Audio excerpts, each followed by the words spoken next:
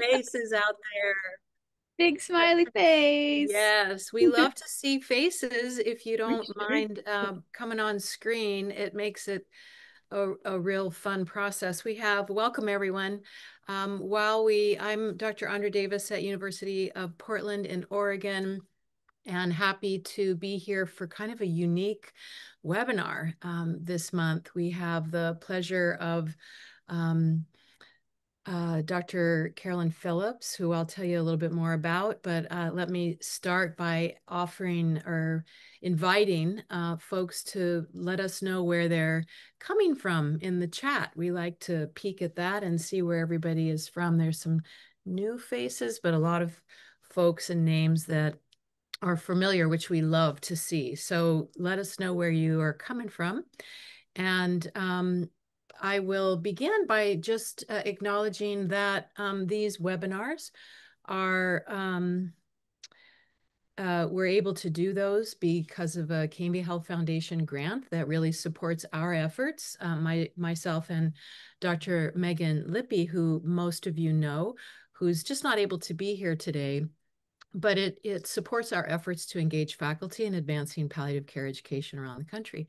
So we thank the Cambia Health Foundation grant that enables us to do this. So with that, I would like to, oh, hi, Australia. Did y'all see that? Hello from Australia. That is so cool. I wonder if you can, here's my little rabbit moment. Can you just tell us how you have found out about these webinars? And we're so happy to have you and wondering what the heck time it is there. Um, okay, so let me take just a minute to introduce our wonderful speaker today, and then I will mute myself. And as you may be familiar, if you have questions or things that you want to discuss, would you prefer that we do that at the end, Dr. Phillips? Yeah, that'd probably be great. Okay, so you can pop it in the chat, but we will hold on to it until the end. So Dr. Carolyn Phillips is a nurse scientist, an educator, and a musician who works to integrate expressive arts, music-based interventions, and healthcare research that enhances communication, resilience, and well-being among patients, caregivers, and healthcare professionals. She has a background in oncology nursing. Fun fact, we both were at University of New Mexico at the same time a while back. And she is also a nurse practitioner and has done postdoctoral training at Dana-Farber Institute, Cancer Institute, at the Harvard Medical School, and has distinguished herself, as an expert in really applying innovative strategies, teaching and research methodologies, evaluating art-based interventions. Her research profile integrates music and storytelling. We'll get a little flavor of that today, I believe. Notably, she has developed and evaluated storytelling through music interventions that are used with a diverse group of people. For example, bereaved parents that have lost a child to cancer, healthcare professionals who face emotional tolls of high stress clinical environments. And finally, she developed and tested a 12-week music-based cognitive rehabilitation intervention called Music for MS. And it's aimed to enhance cognitive outcomes for people living with multiple sclerosis. Okay, time to mute and let's hear from our wonderful speaker today. Bravo, yes. Thank you so much. It's so great to see all of you and to be a part of this lecture series or this webinar series. So thank you very much to all of the folks at LNEC for inviting me. Today, I'm going to present findings from a study we did this summer. So the title of the presentation is Palliative Care, Nursing Faculty Burnout and Fulfillment, the Role of Storytelling Through Music in Promoting Emotional Insight.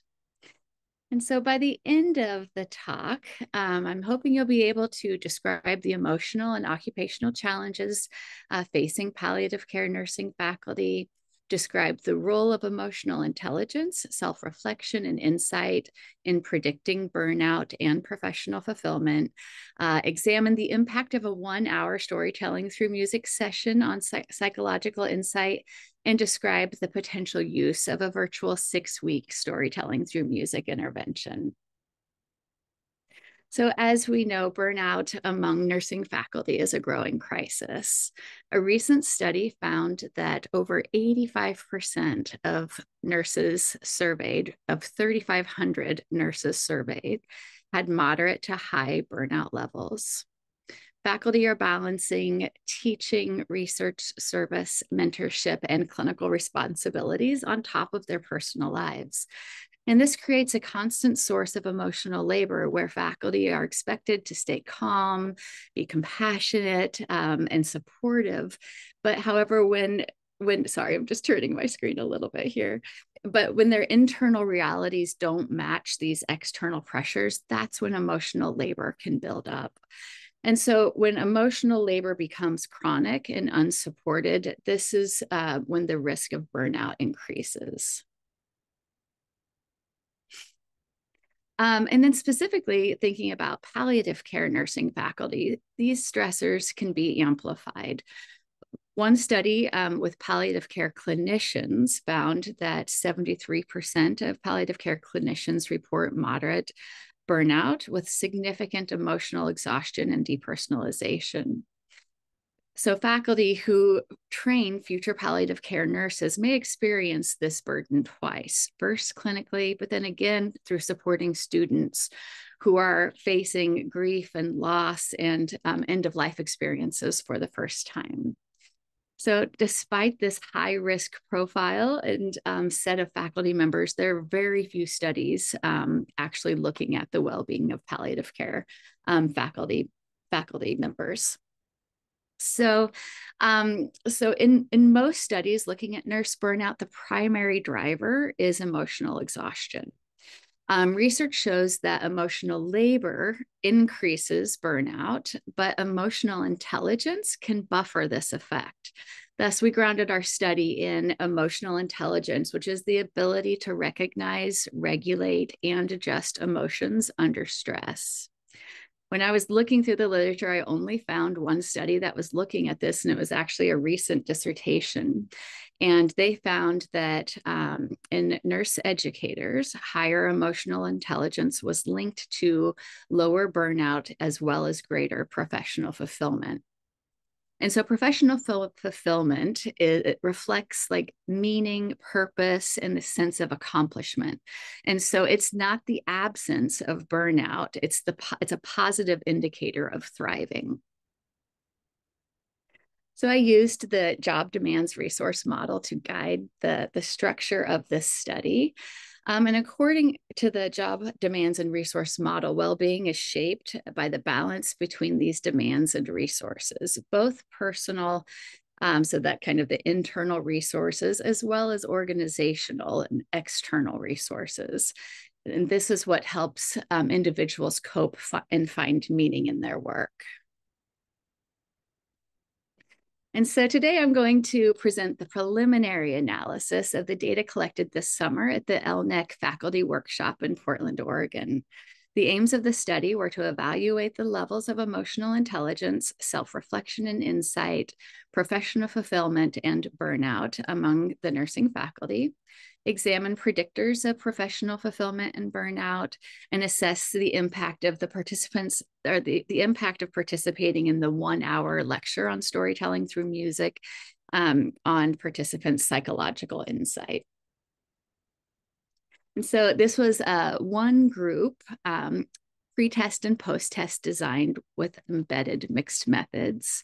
Again, it was a 1-hour brief storytelling through music educational session that was intended to create space for nursing faculty to acknowledge and process their personal and professional grief.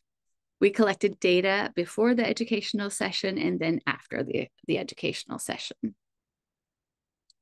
And so just to give you a little bit of a taste of what we did if you weren't at that workshop, I shared 2 different stories that had been created in my storytelling through music programs. One was one of my own that kind of started all of it. And then another story was one of my colleagues. And these stories were about burnout and grief, demonstrating how writing personal and patient stories can evolve into songs and become a meaningful way of coping. Throughout after I shared the stories, then participants also engaged in an experiential reflective writing portion using prompts like I remember to help kind of start talking about their own stories. And then we had space for them to share their writing with each other in small groups. And then after that, they had another writing prompt that was, when I read my story, I feel.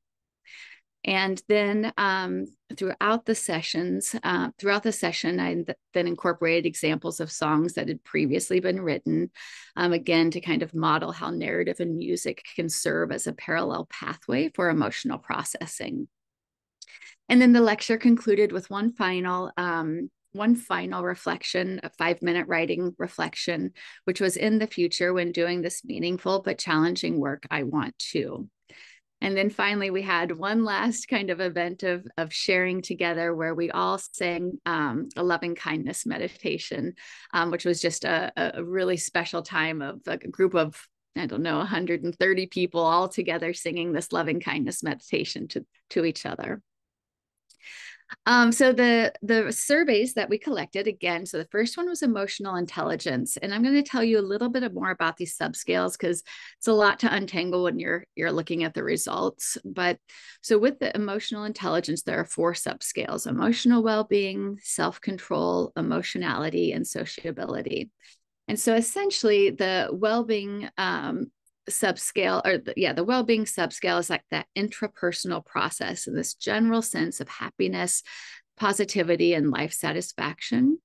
Self-control is also an interpersonal process, and that's like emotion regulation. Emotionality is more of an interpersonal experience, and that's how you appraise and express emotion. And then finally, sociability is also an interpersonal process, and that's how you're like emotional management, how easily you can connect with people, and how confident you feel kind of communicating about your emotions. Professional fulfillment was the Stanford Professional Fulfillment Index, and it also has 3 subscales. The first one is professional fulfillment, and then the next 2, work exhaustion and interpersonal disengagement. They can both be reported individually, or they can be combined to report 1 score for burnout. And then finally, we looked at self-reflection and insight. And then afterwards, after the educational session, we did a shorter insight scale that was derived from the original one, and asked a few open-ended questions to understand the participants' experience with the educational session, as well as possible translation of skills to teaching students to cope with their work-related emotions. So we had 120 participants complete the surveys. Overall, the average age of participants was 51.9. They were primarily female, white, and non-Hispanic. Not surprisingly, their educational backgrounds, everyone had a graduate degree, and 69.2% had doctoral degrees. And then their teaching roles, nearly half of participants taught in the undergraduate nursing program, and approximately 18% taught in both undergraduate and graduate programs. So looking at the just kind of the descriptive statistics and the mean scores, I really feel like kind of tells us a lot about how to interpret kind of the future analyses. So looking at emotional intelligence at baseline, participants had generally very high levels of emotional intelligence. You can see the range is 1 to 7, and the average was 5.33. Well-being was the highest subscale, indicating participants felt optimistic and satisfied with their lives. Emotionality was the next highest, and that's the ability to recognize and express emotions was also strong. And then self-control and sociability were the lower of the scales, indicating greater variability in emotion regulation and social emotional engagement. Then looking at the self-reflection and insight, participants again showed strong engagement in self-reflection and a high need for reflection. Insight was also high, meaning participants demonstrated meaningful awareness of their internal experiences. And then what was really interesting to us on the team was that 35% of this population felt burned out or had scores that registered as burnout. And 39% had professional fulfillment. So we were a little bit surprised by, we would have maybe thought 65% met the level, the criteria for professional fulfillment, but only 39% met the level of having professional fulfillment. So that gives us a lot of questions, I think, for future studies and things to talk about and think about. When looking at the correlation between these variables, for emotional intelligence, well-being, self-control, and sociability were all positively correlated with professional fulfillment. So having a greater amount of those constructs showed greater professional fulfillment, and they were negatively correlated. So higher levels of am I saying this? Yeah. So if you had lower level, that actually is written. Anyway, so I think I've just confused my brain. So well-being, self-control, and sociability were negatively correlated with work exhaustion and interpersonal disengagement. And that's based on like the direction of the scales. Higher levels of insight was associated with greater professional fulfillment, lower work exhaustion, and lower interpersonal disengagement. And self-reflection and engagement. So like there are two subscales for self-reflection. It's engagement and need. They were obviously strongly correlated with each other. But what was interesting is none of the self-reflection scales were correlated with burnout or fulfillment. So then we next ran 3 multiple regression models to examine predictors of professional fulfillment, work exhaustion, and interpersonal disengagement. So each model included the emotional intelligence subscales as well as the self-reflection and insight as predictors.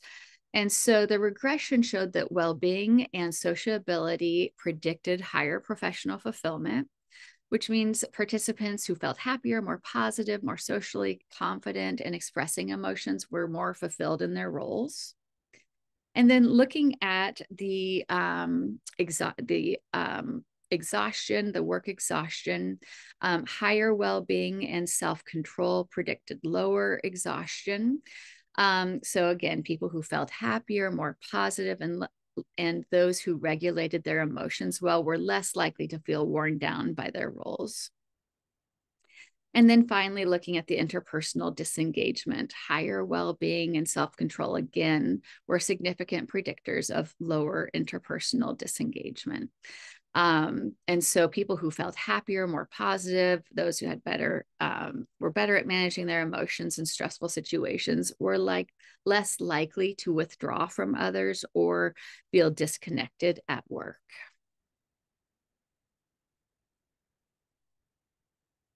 And then finally, as part of the preliminary analysis, we also conducted a parallel multiple mediation model to determine whether self-reflection, engagement, self-reflection need, and insight explained the associations between emotional intelligence and professional well-being.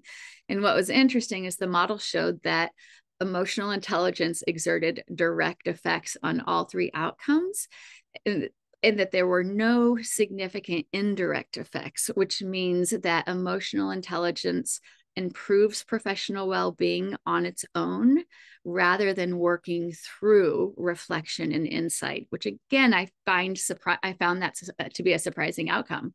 But that's what we found. In the post session surveys, so looking at the psychological insight, 82% reported having an increase in psychological insight just after that 1 hour presentation. And looking at the two scores that had the highest psychological insight, the first one was I had important new insights about how past events have influenced my current mental health and behavior. 89% had psychological insight growth there. And then the other one was I have learned important new ways of thinking about myself and my problems. And 88% reported psychological insight there. Going on to the qualitative, there were a number of themes that we pulled out of the qualitative data, but what I highlighted some of the quotes that I think are really interesting. And the first one, I feel like really might speak, it really might speak to what we saw in the self-reflection and insight, not mediating that relationship between emotional intelligence and professional fulfillment. But this quote was, I do reflect, but I don't always process all of it. I thought that was a really interesting distinction there that might give us some insight. Then as another person said, music is therapeutic for processing emotions, a nice avenue to tap into emotions. Another person said, we all need this, a place to share. Another said, your feelings are valid, make time for yourself. And then what came out of a lot of the questions about how can we translate it, or did you learn anything in that educational session that you could translate to students? And one person said, I would like to hold a similar music therapy intervention at my school. Another said plans to add reflective writing, storytelling, or music to end-of-life simulations. And then another one said coaching sequence, hear their stories, identify stress, develop a plan, and follow up, which I thought all of these were great ideas. And then looking kind of a little bit more in depth of that, what skills they learned that they could translate to students. Nearly half, 46%, talked about plans to incorporate group discussions, storytelling, and safe spaces to share in their student learning environments. Again, also nearly half, about 44%, cited wanting to start doing the 5-minute free writes that we did in our session, or journaling as an activity to reinforce the connection between emotional processing and coping skill development. And finally, about 25% cited wanting to incorporate expressive modalities like music, writing, poetry as tools to kind of help their students with emotion regulation. Then we also asked, if they thought having a lecture like this or using the storytelling through music program would be useful for other faculty. And 65% said yes. One person said, absolutely. I think it would be a life, eye, and mind opening experience. And then another person said, yes, we're doing storytelling now. 27% said not sure. One person said possibly with more depth. And then the last quote kind of goes in line with the 6% who said no, with recommendations that maybe it's better for staff rather than faculty. And then another person said that feeling like maybe it's not good for faculty, many are not in person and they lack that personal relationship, which I also kind of thought spoke to maybe our culture in academia. It's just, I just thought that was an interesting connection point for why it might not be good. Let's see. And so together, these findings highlight the importance of interventions that directly strengthen emotional well-being and emotion regulation, rather than just the downstream cognitive mechanisms that a lot of times we think about with self-reflection and insight. And so with this, I want to tell you more about my 6-week intervention. I think that kind of thinking about some of the qualitative comments of, yeah, I do reflect, but I don't necessarily process everything. And then the other comment that, yeah, maybe this would be good for faculty, but maybe more in depth. I really felt like that was an opportunity to kind of look at and tell you all about the storytelling through music full intervention as a way that really kind of aligns with the findings of these studies by offering structured opportunities for emotional expression, narrative processing, and music-based emotion regulation that directly enhances well-being. So this is the structure of the 6-week intervention. For the first 4 weeks, we meet usually online now. Almost all of the programs are offered online. So we meet once a week with a writing facilitator who leads the participants to help with writing prompts to help them start telling their stories that they want to process. It can be personal or professional. And these sessions last an hour. And usually about a 5 to 10 minute psychoeducational lesson starts the session, just to kind of ground us, but also to give them skills that as emotions arise, they have these skills to kind of help regulate. So breathing exercises, meditation, body scans, all of these things that we're just kind of simulating in real time. Then at the end of 4 weeks, each participant has written a short story, and then we pair them with a songwriter who puts their story to music. And then at the end of that week, when the musician has written that song in a week's time, then we have a share circle where all of the stories and songs are read by the group who participated. And then each person is also given a recording of their song. And then in the 6th week, we have a final debriefing session to do kind of a final writing session, but then also to kind of give group closure. Working through, come on. There we go. So I wanted the storytelling through music is grounded in a graded exposure framework, helping participants connect gradually and safely to their emotions.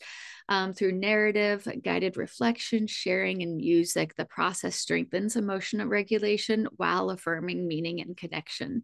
So you can kind of see that each of these levels, like you've got the reflective writing, but then people share their writings each week with the group. And that just kind of gives that next level of sharing about your emotional experience in a safe space. And then ultimately having your story put to music just creates another level of experiencing the emotion within your story. So the next 4 slides just summarize some of the prior work we've done with oncology nurses.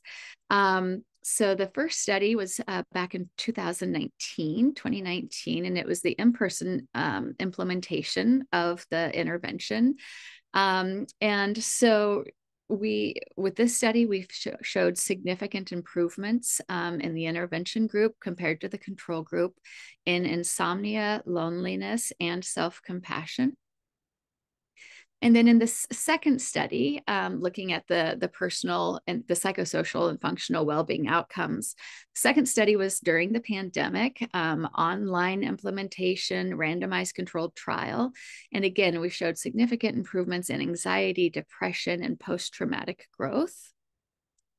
And then looking at professional well-being outcomes, for the in-person study, again, we showed improvements. You've got the time 1, time 2, and time 3. Those are mislabeled. It should be time 1, time 2, and time 3 of burnout, and then the comparison group, and then secondary traumatic stress, and you can see the improvements in compassion satisfaction as well. And then for the online second study, again, improvements in burnout and secondary traumatic stress, but no movement in compassion satisfaction compared to the control group in this study. And then qualitatively, we had 3 different themes that came out of those studies. One was belonging, finding meaning, and transforming emotions. So with the first one, belonging, participants talked about realizing they weren't alone in their feelings of grief, that oftentimes there was this kind of collective suffering, but done in isolation. So they didn't realize that they were all carrying these same emotional experiences with them because they didn't share their personal feelings in that same way. And then there was shared healing through common humanity. So one person talked about joy, remembrance, happiness, healing. I felt comforted by the collected sharing experiences that other nurses wrote about. They were similar in some form and reminded me that we often need more emotional support for ourselves and for others than we tend to believe. With the finding meaning, people talked about connection with peers, as well as new ideas for how to mentor new nurses by helping them tell their stories and staying connected to their emotions. And they also talked about professional meaning, finding professional meaning and fulfillment. One person said, when patients come to say goodbye or they walk out and we know they're dying, we don't have time to grieve. We do not have time to honor the patient and their journey. This writing gave me that opportunity, but it also helps me see why I continue to do what I do. It's the patients and their journey and what they teach me along their way. And then finally, the transforming emotions. People talked about emotions being transformed in each phase of the process with the writing, the sharing, and the song, that they had time to recognize and honor their emotions, and that it improved emotional connections in their personal lives as well as professional lives. So one person said, I fell in love with the song in memory more and more each time I listened to the song. I became joyful about my experience with the patient instead of feeling sadness by her loss. The lyrics of the song would stick in my head for hours or even days at a time and encourage me throughout false beliefs that I had about myself in the past. For instance, the line, time to listen to me, has continued to encourage me to tune in with my emotions and thoughts, use them and release them as needed, and practice self-care and love mentally and emotionally. And so adding music to the storytelling amplifies the emotional processing. Music engages emotional, cognitive, motor, and sensory systems within the brain. And uniquely, singing. And so when you're singing your story, singing stimulates the vagal nerve, which improves heart rate variability and activates the parasympathetic nervous system, allowing our bodies to relax more quickly after stress. And so music, this makes music uniquely a powerful tool for emotional healing. So in summary, I went through those fast. In summary, the study highlights the emotional strengths and vulnerabilities of palliative care nursing faculty in high demand in academic and clinical environments. Although participants demonstrated high levels of emotional awareness, reflection, and insight, many still experience significant burnout and relatively low professional fulfillment. Emotional intelligence, particularly well-being and self-control, emerged as powerful predictors of both fulfillment and burnout, reinforcing the importance of cultivating emotional resources alongside structural and organizational supports. And last, even a brief 1-hour storytelling through music session meaningfully enhanced psychological insights for the majority of participants, which suggests that arts-based, emotionally focused interventions can offer accessible strategies for fostering self-awareness, grief processing, and emotion regulation among faculty. So I want to thank you very much. I have my contact information here on this slide, as well as the nonprofit organization I have called Songs for the Soul, where we specifically help healthcare workers. We do this work in a nonprofit capacity as well. My references are at the end if you need them, and I'll stop sharing now. You're getting some applause and hearts Thank you. Our little um, reactions coming in at you. Thank you so much. And thank you, everybody. Just as a reminder, I believe you will share these when we do a post email to all the participants, and actually all the people that registered for today. They get a PDF of your slides because there's a lot of really rich information in there. Yeah. I wonder if people want to like raise your hand if you have a question or just a comment, and that might be a good way to start.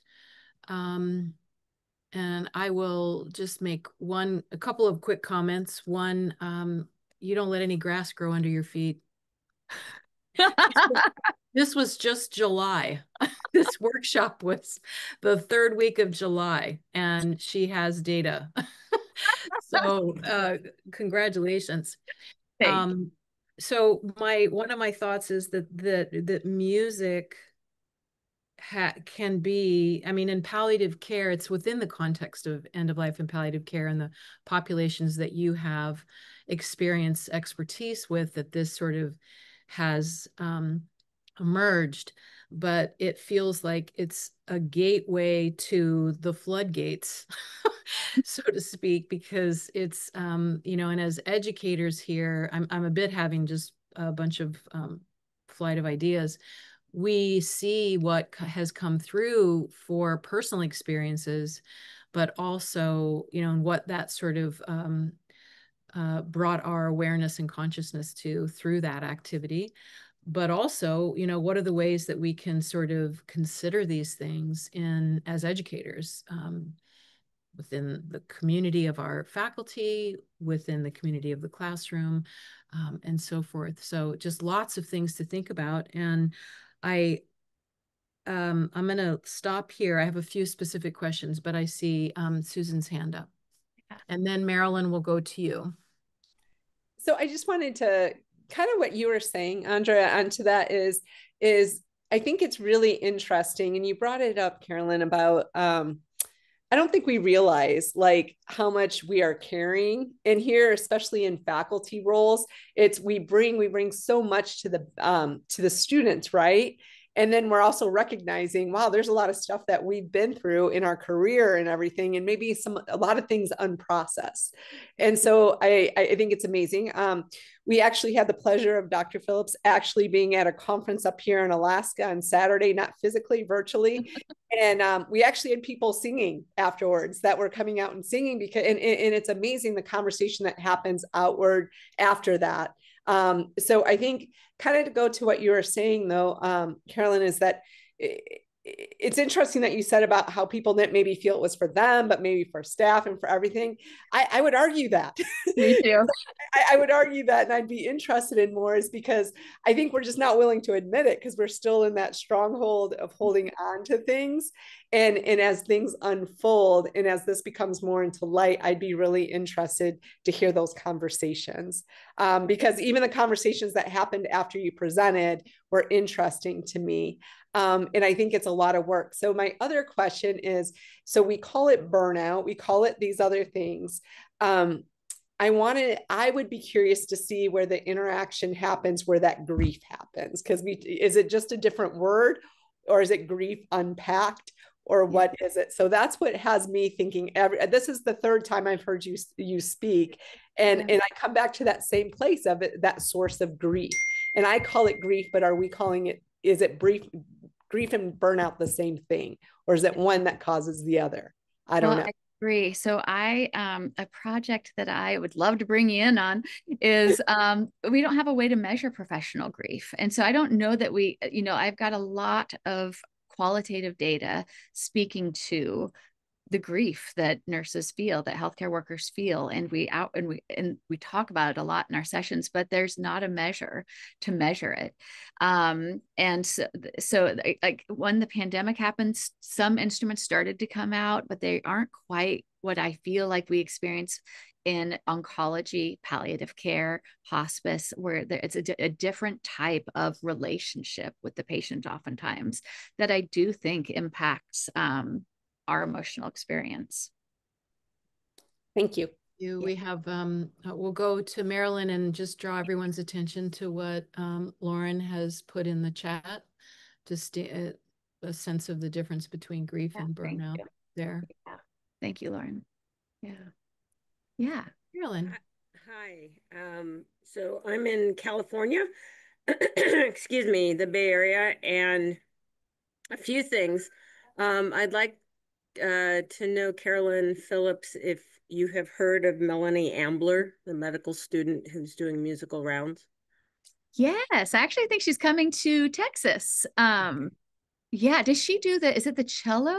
Yes. Yes. Yes. Yes. I'm going to see her in February. Excellent. You two need to connect. She is Yes. a friend of mine, and she started her project here at Santa Clara Valley Medical Center. Wonderful. Through some inspiration of the palliative care team here. So that was one thing. Seems to be intersecting. People are starting to recognize reflection, journaling, writing prompts, music as a rich source of healing. And so what I'm hearing from you is awesome. Being able to work with Melanie and develop her project has been awesome. Recently, I did a UCSF, University of California, San Francisco online reflect and release poetry. And I didn't think that I could write poems, but by journaling sometimes you just end up like, okay, this has a meter to it. This is meaningful to me. Is it meaningful to others? And then being able to share that. It's one thing to write it and keep it to yourself. It's another thing to share it, which is, it's a whole nother level of release. Now, to put it to music is something that I really would love to do. Do you have a sample of song for us to hear? I do. Yes, I do. Ooh, that would be really fun. Yeah. Do we have time? Do you want me to pull something up? We do. We have 20 minutes. Okay. So I can take more questions. Yeah. Why don't you pull it up? Which, do you have a preference of, Susan, you heard another song that I did. Do you guys have a thought on a preference? Well, I just think pick one based on time, like a couple of minutes. Yeah, exactly. Well, I wouldn't do the whole story one that you heard. Okay. Yeah. Susan, do you have a thought there? I really like the one you played even on, it was yours, right? Yeah. If you'd be willing to share that, that was a beautiful one. Okay. They're all beautiful. I wonder, I really like that one. As she's pulling that up, I wonder if people might just put in the chat what kind of ideas this is, what seeds are being planted, or what kind of things are being reinforced that you are already doing, and sort of confirms the value of this more aesthetic window into experience and understanding. And just pop them in the chat. I'd be so curious. I'm reminded of one thing we do at the end of this social justice course is we have blackout poetry. It's not singing, but it's some other form of, engagement with coming together and saying like, what is another way for us to express and create poetry through already given texts. So you can, like, people familiar with that, you just take a piece of, you can even be a syllabus, it could be a page from a book, and then they black out words and create poetry that is in line somehow with a theme. I can't imagine if we had our staff meetings or faculty meetings that started with some singing. I mean, I love this. Let's really shake it up. Okay, I'll be quiet now. You ready? You are muted.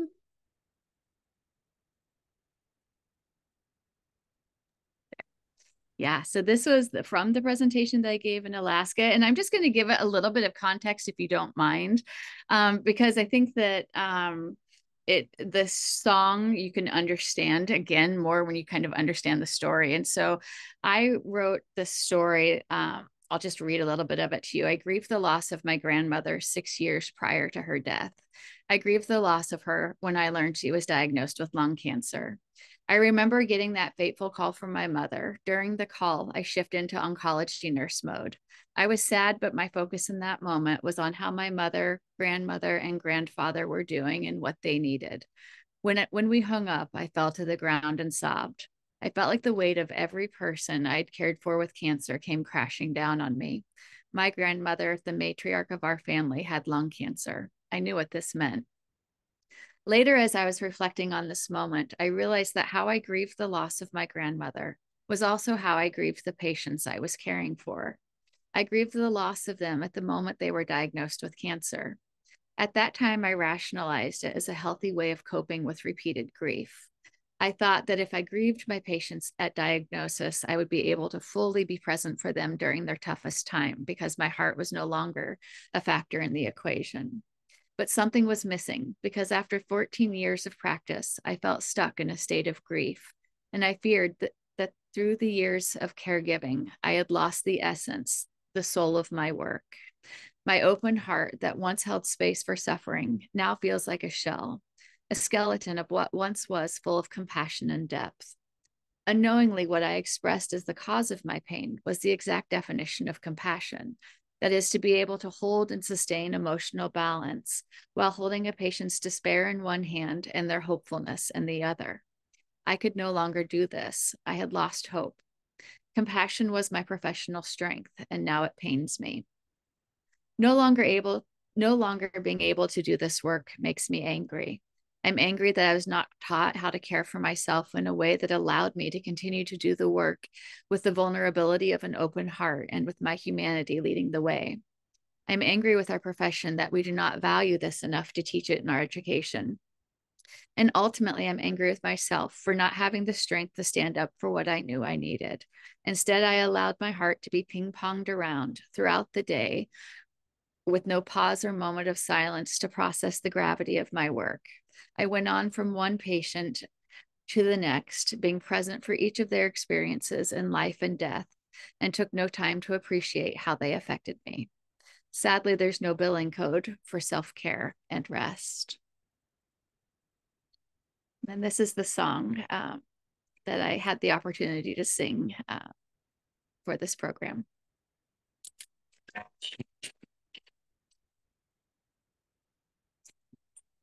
I actually don't think I shared my sound. Are you able to hear that? Yeah. Okay. 1 second here.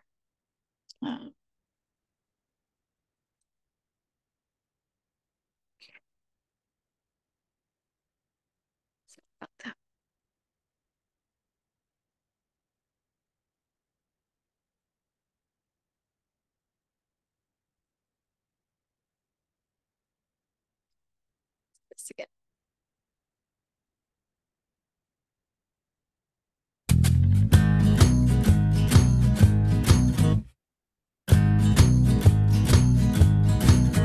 I say goodbye before hello. I'm mourning you before you go. I say goodbye before hello. I've got unattended sorrow I gave away until there's nothing left. There's no billing code for self-care and rest. I gave away until there's nothing left. Now I've got all these pains in my chest.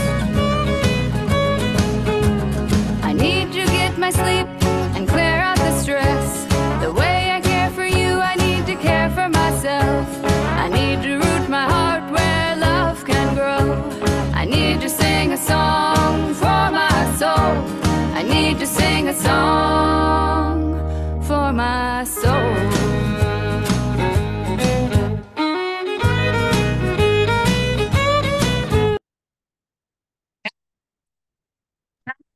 Wow.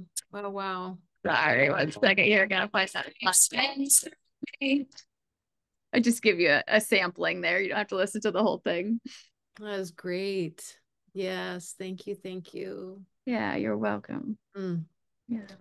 It really just brings to life, you know, sort of what may be hidden in all of us, and how that does carry over to the classroom, and how we show up not only in the classroom but for each other as colleagues. I had a question about that sort of goes back to some of the data that you and the scales and such. Yeah. You know, one person commented that they thought it would be useful for staff because they have more kind of the reason they have more kind of direct contact with each other than the faculty. Sort of the culture is becoming more isolated. You know, we come in, and depending on what kind of program you're in, you know, we come in and teach if we're in a face-to-face environment, and then maybe go home or whatever it looks like. But the other thing, I can't speak too much, but you talked about sociability. Yeah. Sociability. So it made me wonder what causes what. Like, does our environment and the culture that we attempt to engage in, does that sort of impact that sociability scale, or is that sort of just an innate measure? Yeah. You know, I'm just trying to make a little bit of a connection there, because your sample from this summer didn't rate so high there. Yeah. Right. Yeah.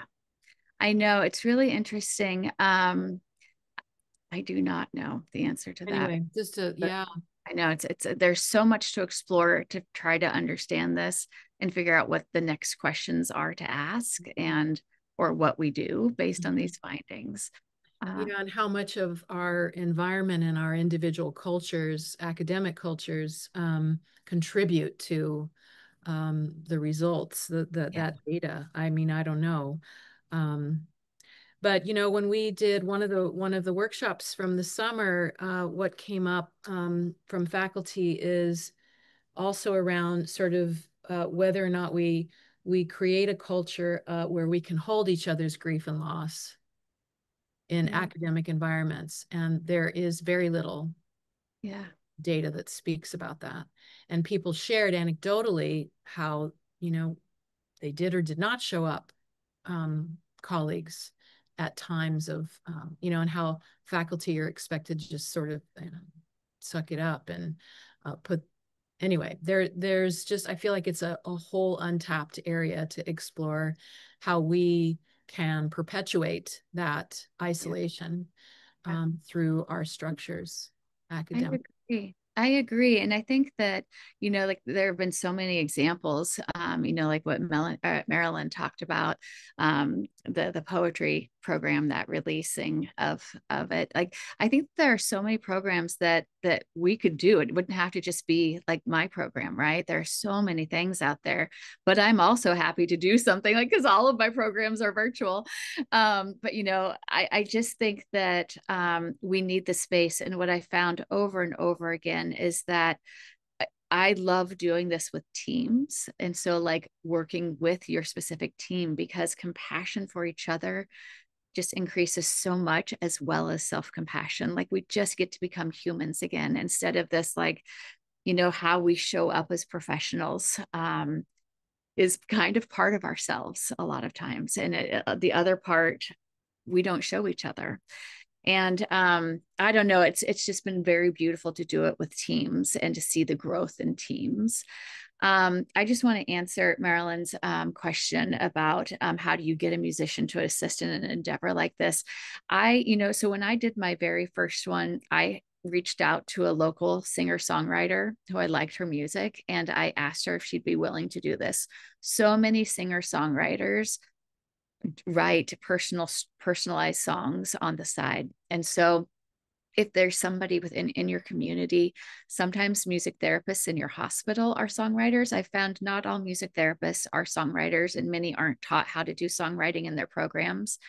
So you have to kind of, you know, see what their level is. But that's how I started, was reaching out to somebody in the community.